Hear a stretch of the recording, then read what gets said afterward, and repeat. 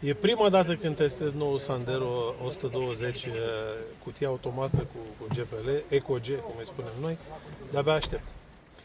Aștept să mă surprindă plăcut, practic, cum mă surprinde de fiecare dată când încerc o noutate pe clasicele noastre, da?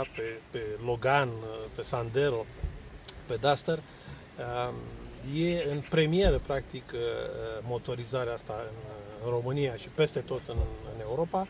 Vorbim de cel mai puternic Sandero pe care l-am adus vreodată pe piață. Vă aștept în luna martie, e luna Dacia, o să puteți testa toate modelele, toate noutățile, nu numai pe Sandero.